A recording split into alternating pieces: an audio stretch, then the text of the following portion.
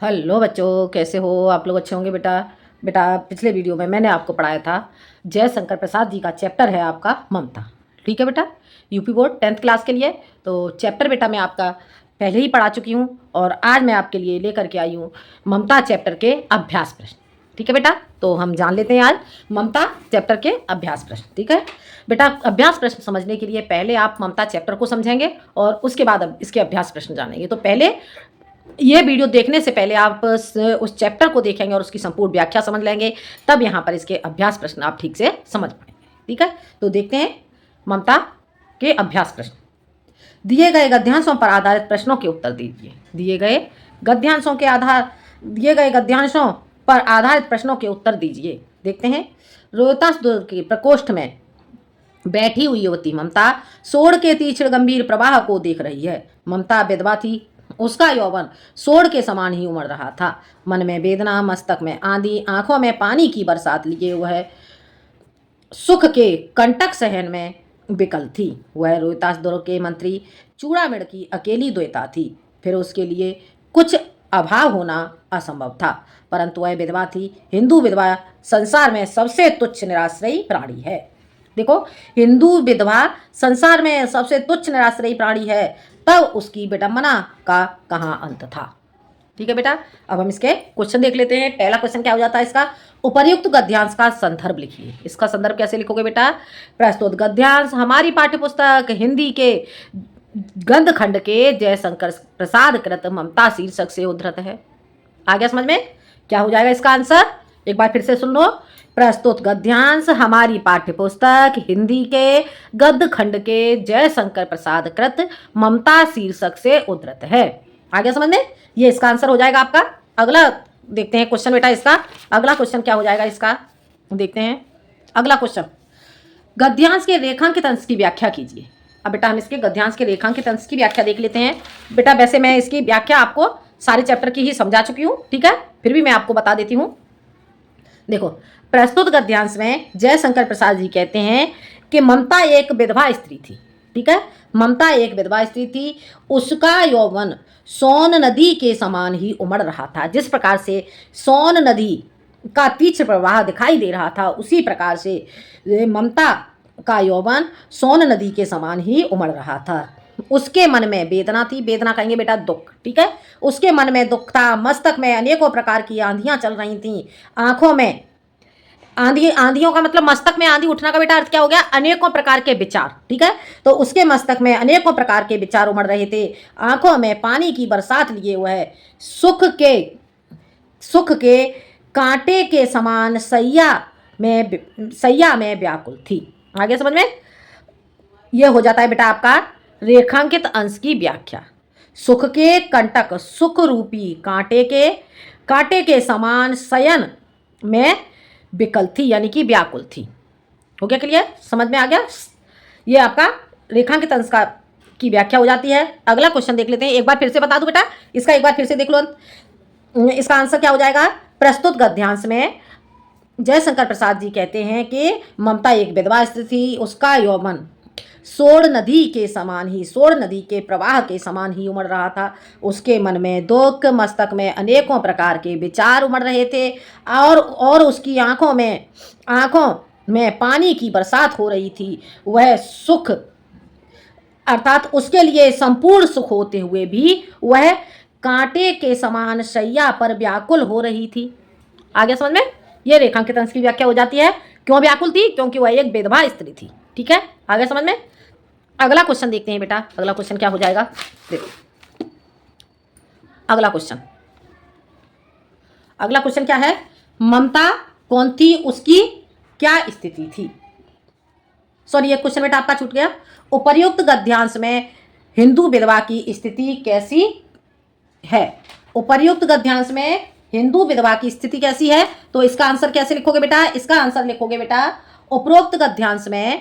उपरोक्त गद्यांश में हिंदू विधवा की स्थिति दयनीय, शोचनीय और तुच्छ प्राणी के समान है।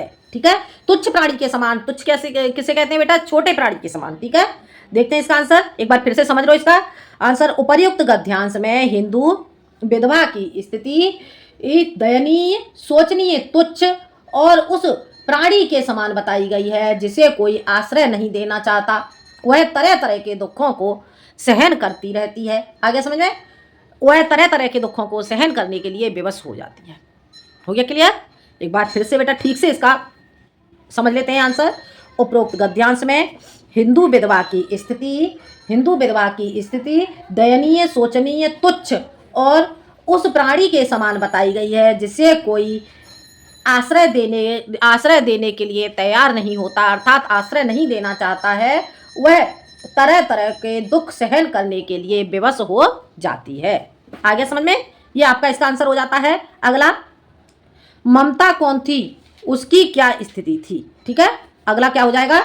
ममता कौन थी, उसकी क्या स्थिति थी? अब इसे देखते हैं। इसका आंसर बेटा क्या लिखोगे? इसके आंसर में बेटा आप लिखोगे ममता रोहतास दुर्ग के मंत्री चूड़ामणि की पुत्री थी। ममता कौन थी? ममता रोहतास दुर्ग के मंत्री चूड़ामणि की पुत्री थी। वह बचपन में ही विधवा हो गई थी, इसलिए उसकी स्थिति दयनीय थी। उसके मन में वेदना, मस्तक में आंधी तथा आंखों में पानी की बरसात हो रही थी। उसका मन भिन्न भिन्न प्रकार के विचारों और भावों की आंधी से भरा हुआ था। आ गया समझ में? इस तरह से आप इसका आंसर लिखेंगे। हो गया क्लियर? समझ आ गया? ममता कौन थी? ममता रोहतास दुर्ग के मंत्री चूड़ामणि की पुत्री थी। ठीक है, ममता रोहतास दुर्ग के मंत्री चूड़ामणि की पुत्री थी। वह बचपन में विधवा हो गई थी, इसलिए उसकी स्थिति दयनीय थी। या तो इतना ही छोड़ दोगे या फिर आगे उसमें थोड़ा सा और बढ़ा दोगे कि उसके मन में वेदना, मस्तक में आंधी तथा आंखों में पानी की बरसात हो रही थी। उसका मन भिन्न भिन्न प्रकार के विचारों और भावों की आंधी से भरा हुआ था। हो गया क्लियर? समझ आ गया? इस तरह से आपका ये आंसर हो जाएगा। अगला, गद्यांश के आधार पर संसार में सबसे तुच्छ निराश्रयी प्राणी कौन है? तो गद्यांश के आधार पर संसार में सबसे तुच्छ और निराश्रयी प्राणी कौन है? तो इसका आंसर क्या लिखोगे बेटा? इसका आंसर जो अभी अभी मैंने बताया था आपको, ठीक है, इसके आंसर में क्या लिखोगे? इसके आंसर में बेटा लिखोगे आप कि जो मैंने अभी आंसर आपके लिए इसका बताया था, उपरोक्त गद्यांश में हिंदू विधवा की स्थिति कैसी है। ठीक है, तो गद्यांश के आधार पर संसार का सबसे तुच्छ निराश्रयी प्राणी कौन है, या फिर इसे शॉर्ट में कर दोगे तो ऐसे लिख दोगे, यहां से देख लोगे, देखो ये दिया हुआ है आपका, हिंदू विधवा संसार में सबसे तुच्छ निराश्रयी प्राणी है। ठीक है, तो क्या क्वेश्चन क्या पूछा गया है आपसे? क्वेश्चन देखो एक बार। क्वेश्चन आप पूछा गया है आपसे कि गद्यांश के आधार पर संसार का सबसे तुच्छ निराश्रयी प्राणी कौन है? तो गद्यांश के आधार पर संसार में सबसे तुच्छ निराश्रय प्राणी एक हिंदू विधवा स्त्री है। आगे समझ में? ये आपका इस तरह से आंसर हो जाएगा। अगला देखते हैं, अगला गद्यांश। इतना बेटा आपको समझ आ गया होगा। अगला देखते हैं। हे भगवान, तब के लिए, विपद के लिए इतना आयोजन, परम पिता की इच्छा के विरुद्ध इतना साहस, पिताजी क्या भीख न मिलेगी? क्या कोई हिंदू भूपृष्ठ पर न बचा रह जाएगा जो ब्राह्मण को 2 मुट्ठी अन्न दे सके? यह असंभव है। फेर दीजिए पिताजी, मैं कांप रही हूँ, इसकी चमक आंखों को अंधा बना रही है। आगे बेटा समझ में? ये गद्यांश हो जाएगा। अब इसके आंसर बेटा देखेंगे। आंसर क्या है? मूर्ख है कहकर चूड़ामणि चले गए। मूर्ख है इस प्रकार से कहकर चूड़ामणि चले जाते हैं। उपर्युक्त गद्यांश का संदर्भ लिखिए। क्या हो जाएगा? उपर्युक्त गद्यांश का संदर्भ लिखिए। संदर्भ बेटा इसका मैं अभी अभी आपको बता ही चुकी हूं, इसका संदर्भ आपका वही रहेगा। ठीक है, और अगला, गद्यांश के रेखांकित अंश की व्याख्या कीजिए। गद्यांश के रेखांकित अंश की व्याख्या कीजिए। अब इसके रेखांकित अंश की व्याख्या क्या हो जाएगी? प्रस्तुत गद्यांश में जयशंकर प्रसाद जी कहते हैं कि हे भगवान, तब के लिए। प्रस्तुत गद्यांश में जयशंकर प्रसाद जी कहते हैं कि ममता अपने पिता से कहती है कि हे भगवान, तब के लिए अर्थात विपत्ति के लिए इतना आयोजन किया है आपने। हे पिताजी, परम पिता की अर्थात ईश्वर की इच्छा के विरुद्ध इतना साहस उचित नहीं है। और वो कहती है, हे पिताजी, आप लौटा दिए, क्योंकि आपने जो मुगलों से संधि की है, तो वो कहती है कि हे पिताजी, आप लौटा दीजिए, मैं कांप रही हूँ, इसकी चमक मेरी आंखों को अंधा बना रही है। हो गया क्लियर? समझ आ गया? इस तरह से इसका आंसर हो जाएगा। अगला, उपर्युक्त गद्यांश में किस कार्य को ईश्वर की इच्छा के विरुद्ध बताया गया है? ठीक है, क्या हो जाएगा? उपर्युक्त गद्यांश में किस कार्य को ईश्वर की इच्छा के विरुद्ध बताया गया है? तो इसके आंसर में लिखोगे बेटा, इसके आंसर में बेटा आप लिख दोगे, चूड़ामणि ने ममता के लिए रिश्वत के रूप में शेरशाह से 10 थाल लिए। ठीक है बेटा, क्या लिया?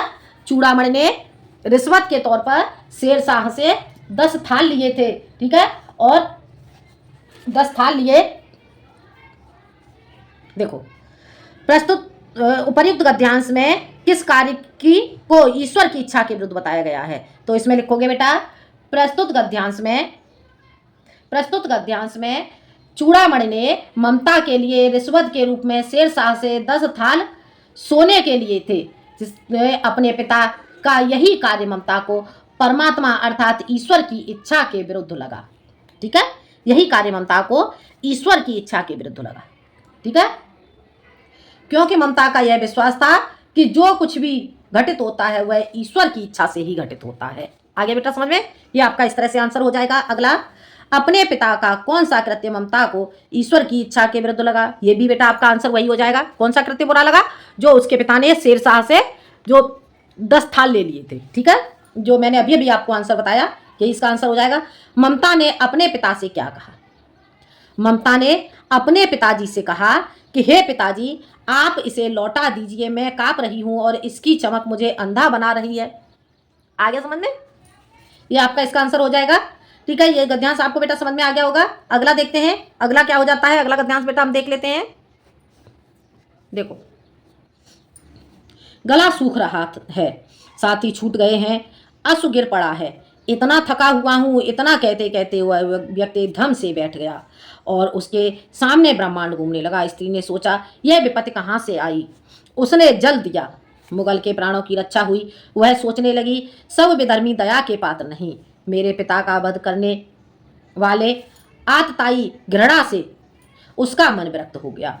स्वस्थ होकर मुगल ने कहा, हे माता, तो फिर मैं चला जाऊं? स्त्री विचार कर रही थी, मैं ब्राह्मणी हूं, मुझे तो अपने धर्म अतिथि देव की उपासना का पालन करना चाहिए, परंतु यहाँ नहीं, सब विधर्मी दया के पात्र, परंतु यह दया तो नहीं, कर्तव्य करना है। तब मुगल अपनी तलवार टेक कर उठ खड़ा हुआ। ममता ने कहा, क्या आश्चर्य है कि तुम भी छल करो। ठहरो, छल नहीं, तब नहीं स्त्री, हे स्त्री, जाता हूँ। तैमूर का बस्तर स्त्री से छल करेगा, जाता हूँ, भाग्य का खेल है। आगे बेटा समझ में? अब इसके आंसर देखते हैं बेटा।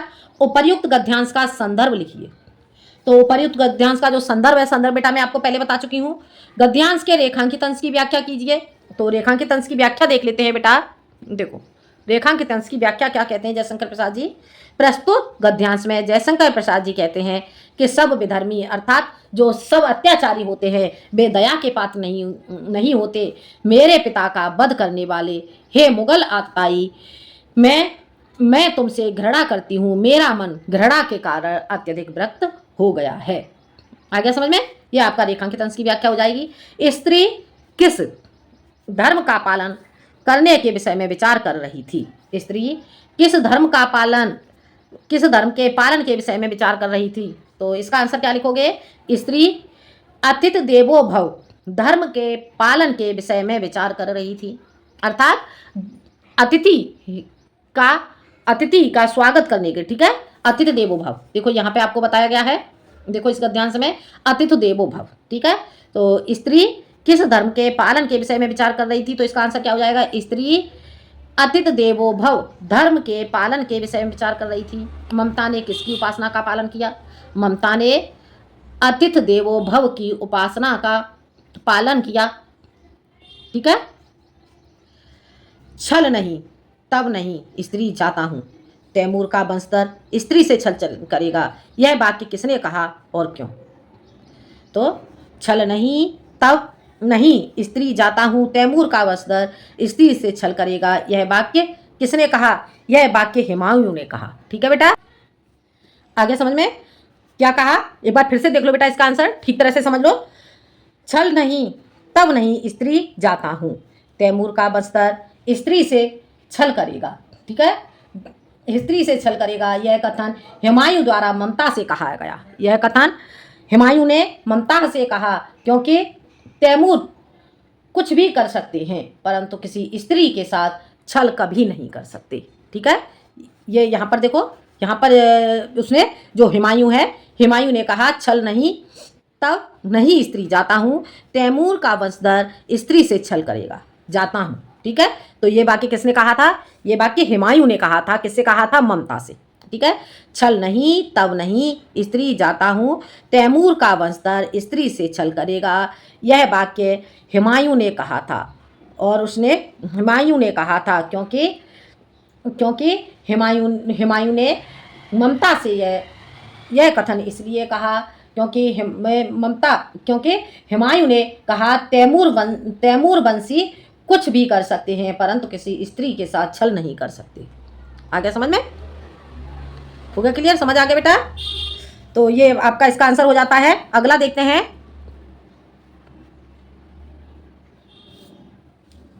देखो, ममता ने मन में कहा, यहाँ कौन दुर्ग है, यही झोपड़ी न, जो चाहे ले ले, मुझे क्या कर्तव्य करना पड़ेगा। वह बाहर चली आई और मुगल से बोली, जाओ भीतर थके हुए भयभीत पथिक, तुम चाहे कोई हो, मैं तुम्हें आश्रय देती हूँ। मैं ब्राह्मण कुमारी हूँ, सब अपना धर्म छोड़ दें तो मैं भी क्यों छोड़ दूँ।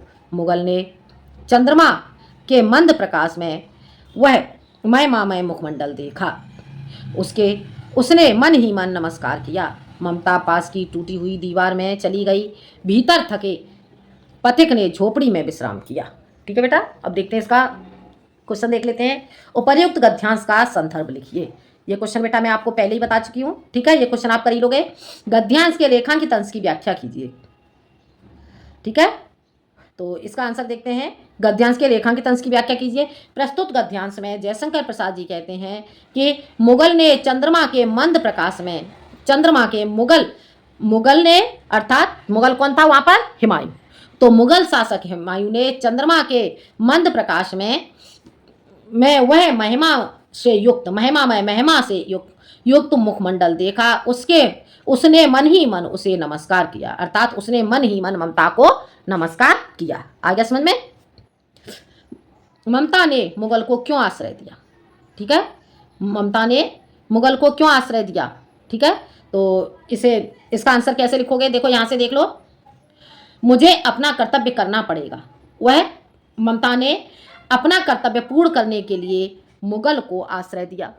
ठीक है, ममता ने मन में कहा, यहाँ कौन दुर्ग है, यही झोपड़ी न, जो चाहे ले लो, मुझे अपना कर्तव्य करना पड़ेगा। ठीक है, तो इसका आंसर आप छोटा सा ही लिख दोगे। ममता ने मुगल को क्यों आश्रय दिया? तो ममता ने अपना अतिथि देवो भव का कर्तव्य पूर्ण करने के लिए मुगल को आश्रय दिया। आगे समझ में? आश्रय दिया, या फिर यहां से इतना और बढ़ा सकते हो, वह यह कहकर बाहर चली आई और मुगल से बोली, जाओ भीतर थके हुए भयभीत पथिक, तुम चाहे कोई भी हो, मैं तुम्हें आश्रय देती हूँ। आगे समझ में? यहां तक लिख लोगे। ममता ने मुगल को क्यों आश्रय दिया? ममता ने अपना कर्तव्य पूर्ण करने के लिए आश्रय दिया।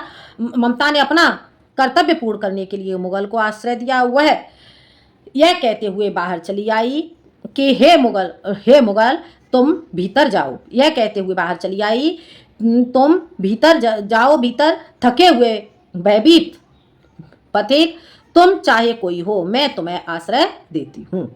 ठीक है, यहाँ तक ये इसका आंसर हो जाएगा। अगला गद्यांश देखते हैं बेटा। अगला गद्यांश क्या हो जाता है? देखो, शब्द सुनते ही प्रसन्नता की चीत्कार ध्वनि से वह प्रांत गूंज उठा। ममता अधिक भयभीत हुई। पथिक ने कहा, वह स्त्री कहाँ है, उसे खोज निकालो। ममता छिपने के लिए अधिक सचेष्ट हुई। वह मृगदाव में चली गई। दिन भर उसमें से न निकली।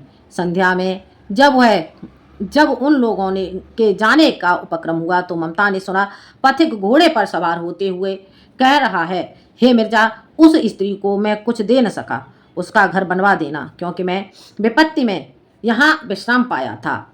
यह स्थान भूलना मत। इसके बाद भी चली गई। ठीक है बेटा। अब इसके आंसर देखते हैं, क्वेश्चन देखते हैं इसके। उपर्युक्त गद्यांश का संदर्भ लिखिए। ठीक है, तो इसका आंसर क्या लिखोगे? इसका जो संदर्भ है मैं आपको पहले ही बता चुकी हूँ। ठीक है, अगला, गद्यांश के रेखांकित अंश की व्याख्या कीजिए। गद्यांश के रेखांकित अंश की व्याख्या कीजिए। अब इसका आंसर कैसे लिखोगे बेटा? प्रस्तुत गद्यांश में जयशंकर प्रसाद जी कहते हैं कि मिर्जा अर्थात हे मिर्जा, जयशंकर प्रसाद जी कहते हैं कि हुमायूं कहता है कि हे मिर्जा, उस स्त्री को मैं कुछ दे नहीं सका, उसका घर बनवा देना, क्योंकि मैंने विपत्ति के समय में उसके यहाँ विश्राम किया है, यह स्थान भूलना मत। आगे समझ में? ये इसका आपका रेखांकित अंश की व्याख्या हो जाती है। ममता क्यों भयभीत हुई? ममता इसलिए भयभीत हुई क्योंकि वह अपनी झोपड़ी से अत्यधिक प्रेम करती थी और उसे डर था कि जो मुगल शासक है कहीं उसकी झोपड़ी को नष्ट ना कर दे। आ गया समझ में? ये आपका इसका आंसर हो जाएगा। ममता क्यों भयभीत थी? क्योंकि ममता अपनी झोपड़ी से अत्यधिक प्रेम करती थी और उसे डर था कि कहीं मुगल शासक उसकी झोपड़ी को नष्ट ना कर दे। हो गया क्लियर? समझ आ गया? अगला देखते हैं, अगला गद्यांश देख लेते हैं। चौसा के मुगल पठान युद्ध को बहुत दिन बीत गए। चौसा के मुगल पठान युद्ध को बहुत दिन बीत गए। ममता अब 70 वर्ष की वृद्धा है। वह अपनी झोपड़ी में एक दिन पड़ी थी। शीतकाल का प्रभात था। उसका जीर्ण कंकाल खांसी से गूंज रहा था। ममता की सेवा के लिए गांव की 2-3 स्त्रियां उसे घेर कर बैठी थीं, क्योंकि वह आजीवन सबके दुख सुख की सहभागिनी रही। ठीक है, अब इसके आंसर देखते हैं बेटा। उपर्युक्त गद्यांश के पाठ एवं लेखक का नाम लिखिए। तो इसका लिखोगे बेटा, उपर्युक्त गद्यांश के पाठ का नाम लिखोगे बेटा ममता। ठीक है, पहले डालोगे, हेडिंग डालोगे उपर्युक्त गद्यांश के पाठ का नाम, और उसमें लिखोगे, पाठ का नाम लिखोगे ममता। ठीक है बेटा, पाठ का नाम लिखने के बाद उसे डबल कॉमा में बंद करोगे। ठीक है, और उसके बाद लिखोगे पाठ के लेखक का नाम। पाठ के लेखक का नाम लिखोगे जयशंकर प्रसाद। हो गया क्लियर? समझ आ गया? युद्ध, चौसा का युद्ध किसके मध्य हुआ? तो चौसा का युद्ध शेरशाह और हुमायूं के मध्य हुआ। आगे समझ में? चौसा का युद्ध किसके मध्य हुआ? चौसा का युद्ध शेरशाह और हुमायूं के मध्य हुआ था। हो गया क्लियर? रेखांकित अंश की व्याख्या कीजिए। रेखांकित अंश की व्याख्या कैसे लिखोगे? प्रस्तुत गद्यांश में जयशंकर प्रसाद जी कहते हैं कि चौसा के मुगल पठान युद्ध को बहुत दिन बीत गए। चौसा का जो युद्ध हुआ था, चौसा के युद्ध को मुगल पठान युद्ध को, चौसा के मुगल पठान युद्ध को बहुत समय व्यतीत हो चुका था। ममता अब 70 वर्ष की वृद्धा हो चुकी है और वह अपनी झोपड़ी में एक दिन वह अपनी झोपड़ी में पड़ी हुई थी। आ गया समझ में? ये आपका रेखांकित अंश की व्याख्या हो जाएगी। अगला गद्यांश देखते हैं बेटा। देखो अगला गद्यांश क्या कहते हैं जयशंकर प्रसाद जी। अश्वारोही पास आया। ममता ने रुक रुक कर कहा, मैं नहीं जानती कि वह शहंशाह था या साधारण मुगल, पर एक दिन इसी झोपड़ी के नीचे वह रहा। मैंने सुना था कि वह मेरा घर बनवाने की आज्ञा दे चुका था। मैं आजीवन अपनी झोपड़ी के खोदे जाने के डर से भयभीत रही। भगवान ने सुन लिया। मैं आज इसे छोड़े जाती हूँ। तुम इसका मकान बनवाओ या महल, मैं अपने चिर विश्राम गृह में जाती हूँ। वह अश्वारोही आवाक खड़ा था। बुढ़िया के प्राण पक्षी अंत में उड़ गए। वहाँ एक अष्टकोण मंदिर बना और उस पर शिलालेख लगाया गया। 7 देश के राजा नरेश हुमायूं ने एक दिन यहाँ विश्राम किया था। उसके पुत्र अकबर ने उसकी स्मृति में एक गगनचुंबी मंदिर बनवाया, पर उसमें ममता का कहीं नाम नहीं। आगे समझ में? अब देखते हैं इसके प्रश्न। उपर्युक्त गद्यांश का संदर्भ लिखिए। ये क्वेश्चन बेटा मैं आपको पहले ही बता चुकी हूँ। गद्यांश के रेखांकित अंश की व्याख्या कीजिए। इसका आंसर कैसे लिखोगे? प्रस्तुत गद्यांश में जयशंकर प्रसाद जी कहते हैं कि ममता मुगल शासक से कहती है कि मैं आजीवन अपनी झोपड़ी के नष्ट होने के डर के कारण से भयभीत रही, परंतु ईश्वर ने मेरी सुन ली और आज मैं इस झोपड़ी को छोड़ करके जा रही हूँ। अब तुम इस झोपड़ी का मकान बनवाओ या महल। आगे समझ में? ये आपका रेखांकित अंश की व्याख्या हो जाती है। अगला, अकबर ने किसकी स्मृति में मंदिर बनवाया? तो अकबर ने किसकी स्मृति में मंदिर बनवाया? अकबर ने हुमायूं, यहाँ से लिखोगे अकबर ने किसकी स्मृति में मंदिर बनवाया? अकबर ने हुमायूं के एक दिन ममता की झोपड़ी में विश्राम करने के कारण वहाँ मंदिर बनवाया। ठीक है, या फिर इसका आंसर ऐसे लिखोगे, अकबर ने किसकी स्मृति में मंदिर बनवाया? तो अकबर ने हुमायूं के एक दिन ममता की झोपड़ी में विश्राम करने के कारण वहाँ पर मंदिर बनवाया। ठीक है, आ गया समझ में? अगला, आजीवन भयभीत रहने के कारण, या फिर इसमें बेटा आप ये भी लिख सकते हो, सातों देश के नरेश हुमायूं ने एक दिन यहाँ विश्राम किया था, इसीलिए अकबर ने उसकी स्मृति में मंदिर बनवाया। ठीक है, दोनों तरह से लिख सकते हो। आजीवन भयभीत रहने का कारण लिखिए। ममता के आजीवन भयभीत रहने का कारण क्या था? तो इसका आंसर कैसे लिखोगे? ममता झोपड़ी के खोदे जाने के डर से भयभीत रही। ममता आजीवन, यहां से लिखोगे ममता आजीवन अपनी झोपड़ी के खोदे जाने के डर से भयभीत रही। आ गया समझ में? ये आपका इसका आंसर हो जाता है। अगला देखते हैं, अगला आपका ये लास्ट गद्यांश हो जाता है बेटा। देखो, काशी के उत्तर में धर्मचक्र बिहार मौर्य और गुप्त सम्राटों की कीर्ति का खंडहर था। आगे समझ में? काशी के उत्तर में धर्मचक्र बिहार मौर्य और गुप्त सम्राटों की कीर्ति का खंडहर था। भग्न चूड़ा तृण गुल्मों से ढके हुए प्राचीर ईंटों के ढेर में बिखरी हुई भारतीय शिल्प की विभूति ग्रीष्म की चंद्रिका में अपने को शीतल कर रही थी। जहां पंचवर्षीय भिक्षु गौतम का उपदेश ग्रहण करने के लिए पहले मिले थे, उसी स्तूप के भग्नावशेष की मलिन छाया में एक झोपड़ी के दीपालोक में एक स्त्री पाठ कर रही थी। अनन्यास चिंतयन्तो माम ये जना पर्युपासते। अब बेटा इसके क्वेश्चन देख लेते हैं। उपर्युक्त गद्यांश का संदर्भ लिखिए। ये क्वेश्चन बेटा आप कर ही लोगे, ये क्वेश्चन मैं पहले ही आपको करा चुकी हूँ। रेखांकित अंश की व्याख्या कीजिए। अब इस क्वेश्चन को कैसे करोगे? रेखांकित अंश की व्याख्या कीजिए। तो प्रस्तुत गद्यांश में जयशंकर प्रसाद जी कहते हैं कि भग्न चूड़ा तृण जुल्मों से ढके हुए प्राचीर, तृण जुल्म घास के गुच्छों से ढके हुए प्राचीर, ईंटों के ढेर पर बिखरी हुई भारतीय शिल्प की विभूतियां, ग्रीष्म की चंद्रिका गर्मी की चांदनी में अपने को शीतल कर रही थी। ग्रीष्म की अर्थात गर्मी की चांदनी में, गर्मी की ऋतु में, और वह चांदनी में अपने आप को शीतल कर रही थी। आ गया समझ में? ये आपका इसका रेखांकित अंश का अर्थ हो जाता है। ठीक है, रेखांकित अंश की व्याख्या। अगला, धर्मचक्र कहाँ स्थित था? तो इसका आंसर क्या हो जाएगा बेटा? धर्मचक्र काशी के उत्तर में स्थित था। ठीक है, धर्मचक्र कहाँ स्थित था? तो धर्मचक्र काशी के उत्तर में स्थित था। ठीक है, आगे समझ में? तो ये हो जाता है बेटा आपका जयशंकर प्रसाद जी का चैप्टर ममता के अभ्यास प्रश्न। ठीक है बेटा, तो ममता चैप्टर के बेटा अभ्यास प्रश्न आपको समझ में आ गए होंगे। बेटा आपको वीडियो पसंद आए तो लाइक करें, शेयर करें और सब्सक्राइब करें। आज के लिए इतना ही, मिलते हैं हम अगले वीडियो में एक नए टॉपिक के साथ। जब तक के लिए धन्यवाद।